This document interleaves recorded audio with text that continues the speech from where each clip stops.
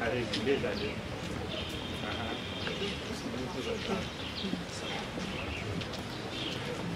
La peine en Israël, Noël avec la peine en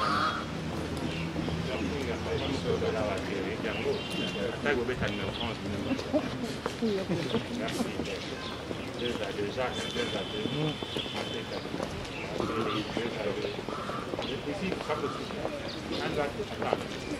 Voilà, deux années. Merci. Merci, deux années. Merci. Simon, avec la Simon, non, ici avec le nom.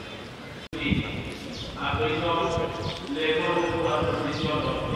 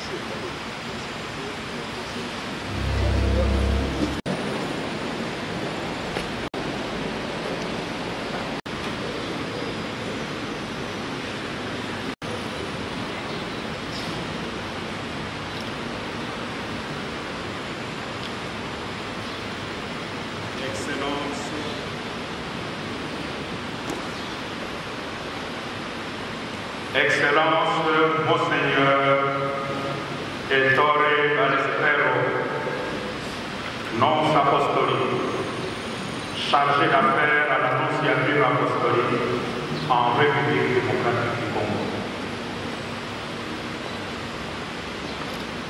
Éminence Laurent, cardinal Monsengo, chers frères et sœurs dans l'épiscopat, frères et sœurs dans le Seigneur, distingués invités dans le respect de vos rangs, c'est avec un profond et réel sentiment de joie que je voudrais saluer votre distinguée présence au milieu de nous en ce dimanche où la communauté diocésaine de Kinshasa est réunie pour vous accueillir et vous souhaiter une cordiale bienvenue et une fructueuse mission en République démocratique du Congo. J'emprunte ces paroles d'une psalmiste pour vous exprimer le vœu de toute la communauté diocésaine. Béni soit celui qui vient au nom du Seigneur, de la maison du Seigneur, nous vous bénissons. Psaume 118. Oui, Excellence, représentant du Saint-Père parmi nous, vous venez effectivement au nom du Seigneur.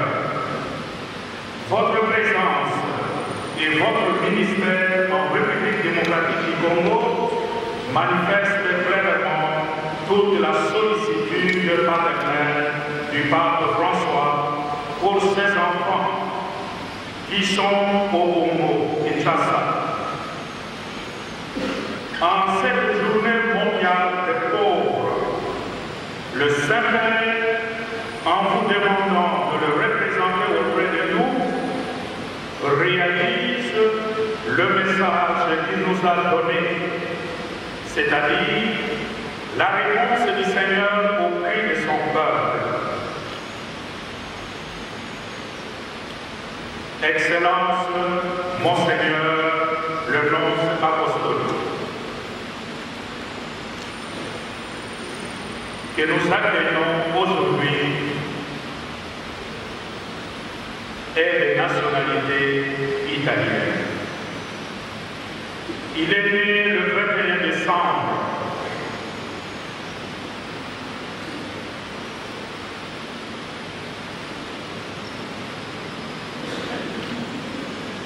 l'année est sautée.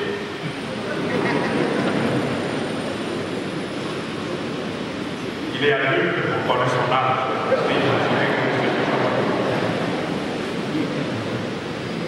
Il est né à Limouri, sur la côte italienne. Après des études de droit, il est entré au collège Capriani, ce qui est le collège de la diplomatie vaticane, où il obtint une licence en théologie et un doctorat en droit canonique. Il est ordonné prêtre par le cardinal vicaire de Rome, Camillo Guidi, le 18 septembre 1993, et incardiné dans le diocèse de Rome. Il est prêtre de Rome, de l'archidiocèse de Rome. Il entre dans le service diplomatique du Saint-Siège le 1er juillet 1996.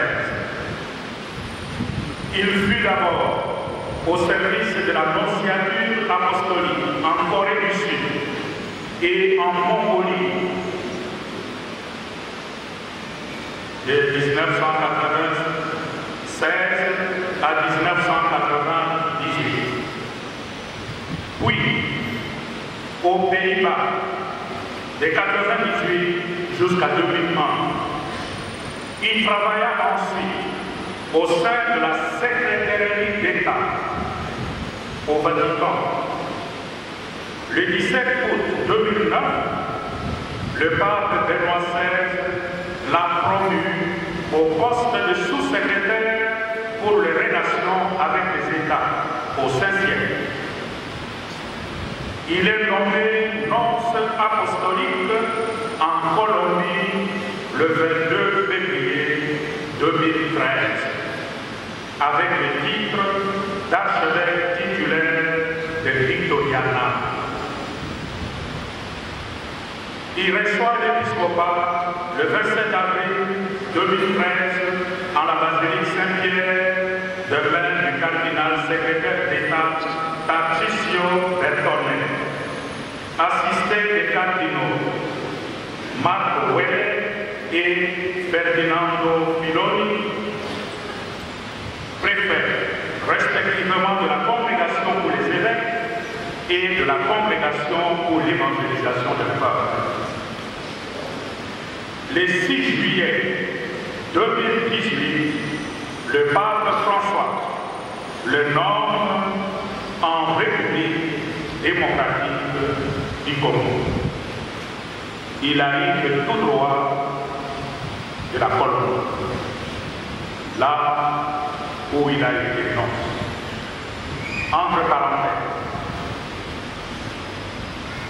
Monseigneur Montemayor Mariano, qui fut nonce chez nous, est nommé aujourd'hui nonce en Colombie. Ils ont changé de poste. Nous sommes très réconfortés par l'attention que le pape François porte particulièrement à notre pays et à l'Église qui est en République démocratique du Congo. Il porte nos choix, nos peines et nos espoirs.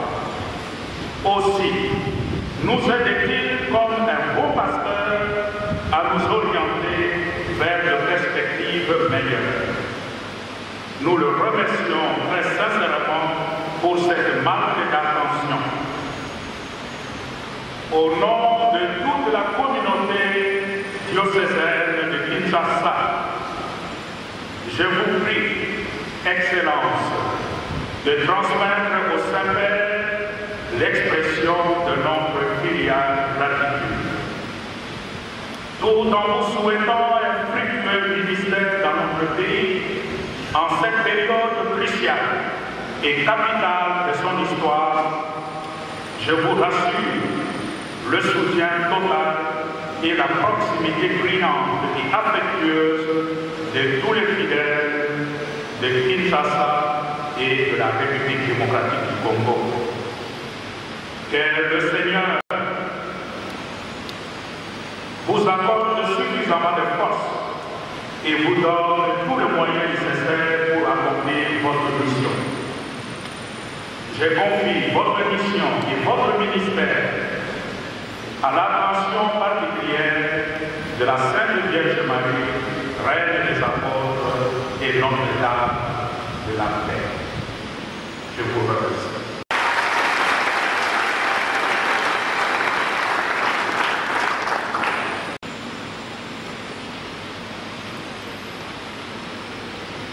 Préparons-nous à la célébration de l'Eucharistie en reconnaissance que nous sommes pécheurs. Je confesse que Dieu que j'ai péché en pensée, en parole, par action, par action. Oui, j'ai vraiment péché. C'est pourquoi je suis la vérité. Nous te soumettons de prier pour moi, Seigneur notre Dieu. Que Dieu Tout-Puissant nous fasse miséricorde, qu'il nous pardonne nos péchés et nous conduise à la vie éternelle. Amen.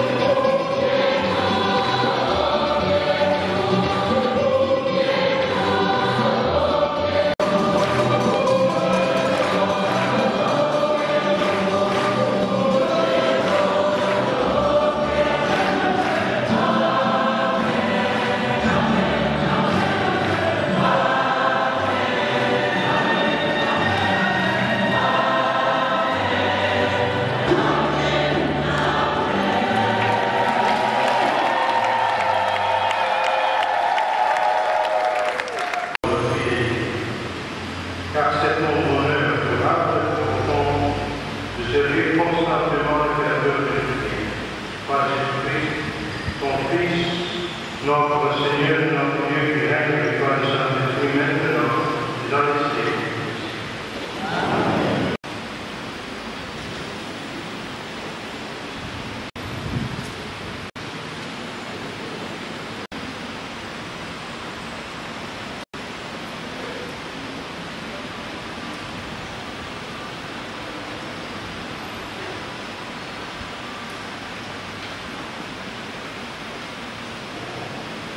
La parole.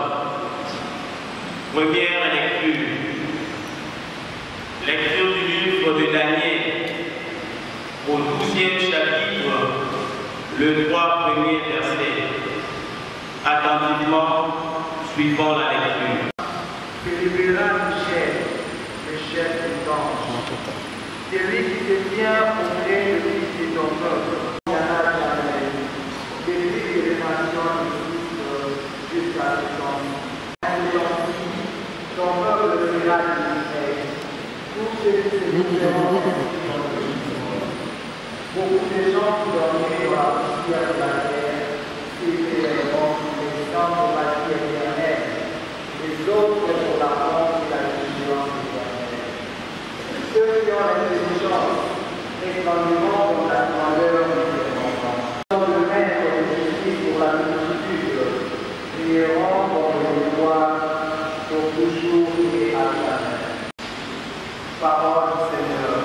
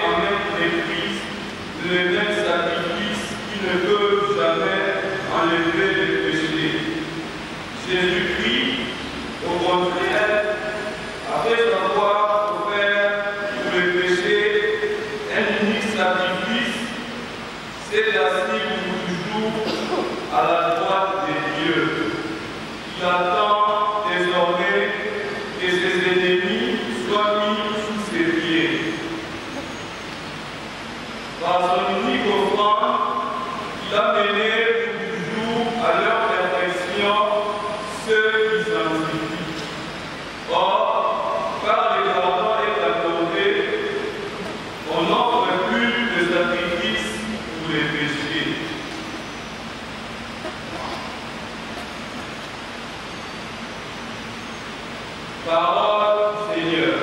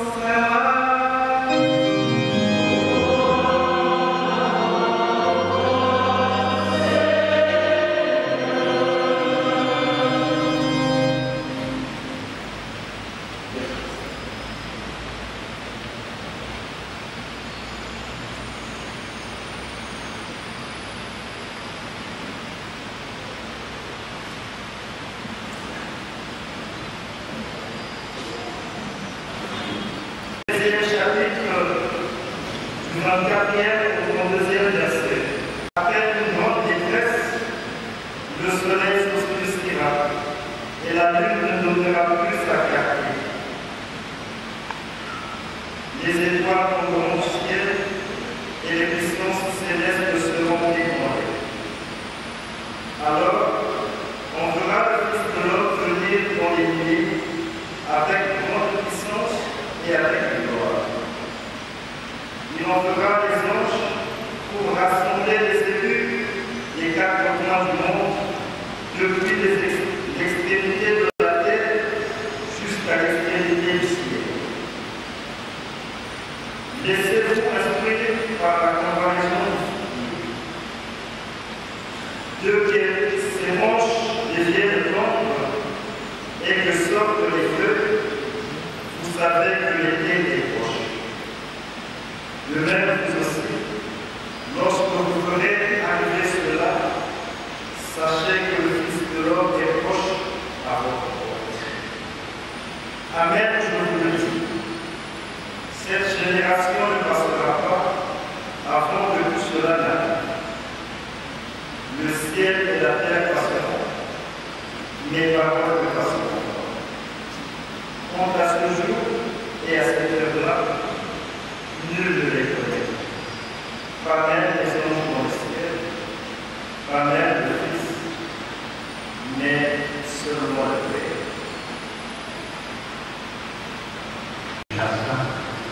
Son Éminence, Cardinal Laurent Monzengo, archevêque évêque de Kinshasa, Excellence Monseigneur Edouard Songa, évêque cardinal de Kinshasa, Excellence, chers pères, chers religieux, religieuses, et chers frères et sœurs en Christ. Bella e questa ngai nell'oro la computana la vino vanzo un colo uguale nell'oro un po' ia questa vino morte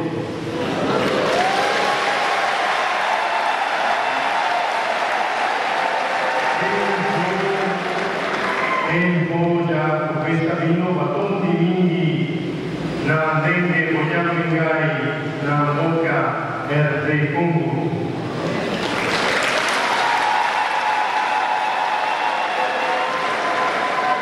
Goyo e Giovanni pensa la legge in Gianco, Giacomo Giamba, Papaya Gianco pensa la archidiocesi di Kinshasa.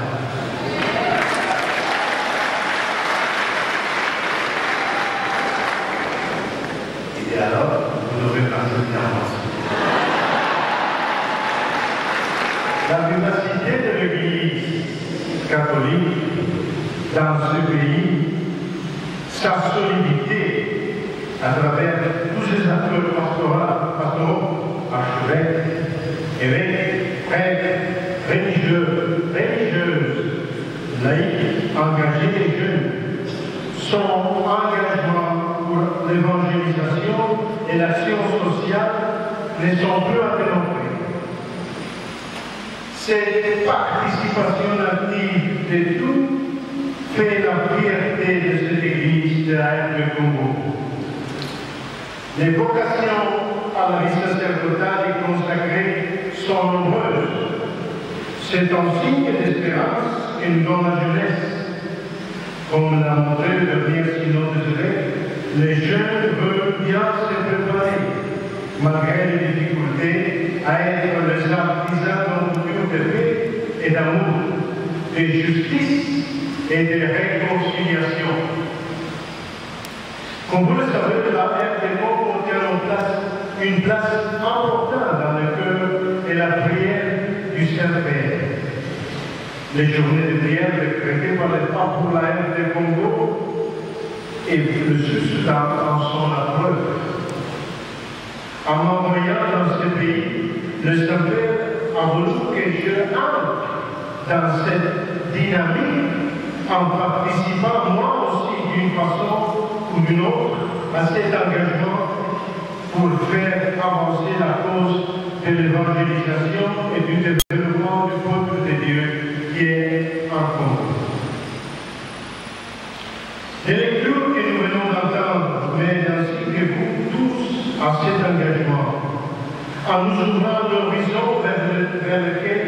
nous devons nous déployer. Cependant, personne ne sait quand ils viendront. Mais nous sommes tous avertis que nous devons nous préparer. Ça, c'est la préparation plus importante que tout. Le décor de ce monde passera. Les honneurs, la gloire et même les préoccupations passeront. Ceci est la preuve radicale que nous sommes tous pauvres et que nous dépendons entièrement de Dieu. Il est le seul qui sauve l'homme. Si nous vivons en harmonie avec lui, nous pouvons construire une avenir plein de sens et de signification. C'est ainsi que je considère providentielle l'invitation à présider cette sainte messe du dimanche dans laquelle se célèbre la journée mondiale des pauvres. Je demande au Seigneur que cette initiative nous sensibilise toujours un peu plus pour accueillir les laissés pour compte, à écouter leurs souffrances matérielles et spirituelles, à vivre en partage fraternel généreux et à être toujours conscient de notre pauvreté radicale, qui est notre besoin de Dieu. Comme nous le suggère le lecture d'aujourd'hui, tout passera. Il ne restera plus que ce qui a été fait avec Jésus et par lui. Les paroles humaines sur la vie passent, mais la parole de Jésus reste pour toujours. Et c'est cette parole de Jésus que le Saint-Père essayait d'incarner dans sa vie et son action missionnaire. C'est cette parole que nous annonçons et que nous devons témoigner par notre vie. Le pape a comme mission spécifique d'être le roc qui confirme la foi de chacun de nous dans la vérité de cette parole. Comme successeur de Saint-Pierre, le pape est celui qui reçoit directement de Dieu le charisme de renforcer la foi de fidèles et de nous rendre unis afin que nous ayons tous la même foi. Étant principe de l'unité de l'Église, il envoie ses représentants dans divers pays pour qu'ils puissent promouvoir cette unité. Et j'ai eu l'honneur d'être envoyé en R de Congo. Avant de venir ici, comme l'a dit Monseigneur l'archevêque, j'étais 5 ans en Colombie. Je sais que dans ce pays-là, le Congo, il y a une grande affection et dévotion vis-à-vis du pape, et je serais heureux de travailler pour renforcer encore plus ce sentiment et votre union avec l'Église universelle, dont le Saint-Père a la responsabilité de conduire vers son plein épanouissement. Je serais heureux de collaborer avec les évêques à la diffusion de l'Évangile dans ce pays aussi important pour l'Église universelle. En effet, il n'y a que l'Église catholique qui est le prolongement du mystère du Christ et de sa mission. C'est en cela que cette Église est le lieu de rencontre avec Jésus. Le lieu où il chemine dans l'histoire, est en particulier celle de la R du Congo, à côté de chacun de nous. Jésus n'est jamais absent. Il nous parle à travers le pasteur de l'Église, quand nous, pasteurs, sommes unis au Saint-Père. Le Christ est l'unique personne véritablement sainte.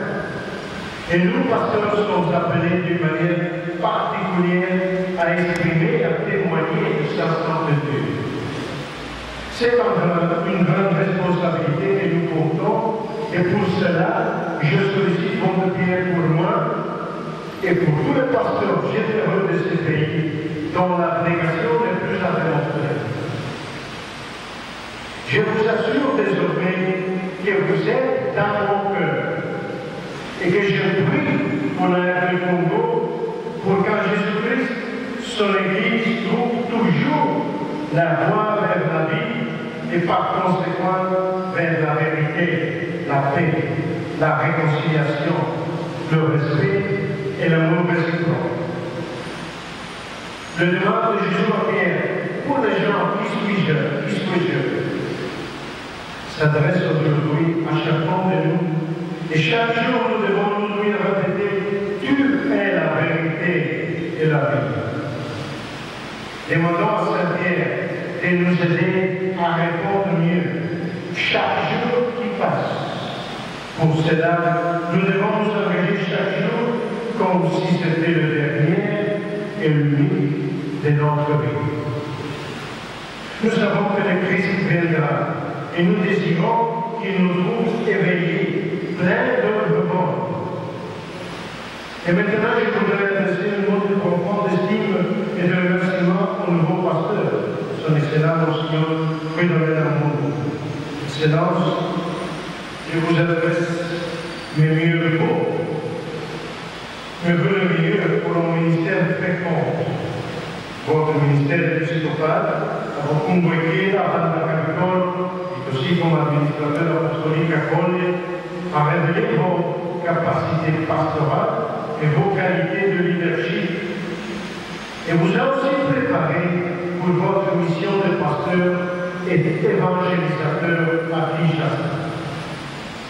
Les dons dont vous bénéficiez de la part du Seigneur et les chemins qu'il vous a fait parcourir vous ont aussi conduit à la gestion du siège métropolitain aussi varié dans son personnel et dans sa culture. La mission s'annonce serrée, mais le Seigneur, il vous a voulu à ce siège pour vous. Il faudra se fier complètement à lui, par le main de la Très-Sainte Vierge Marie et de Saint Joseph. Les nombreux agents pastoraux de cette archidiocèse, la vitalité de son peuple, son temps de vie, mais en même temps une chance pour vous.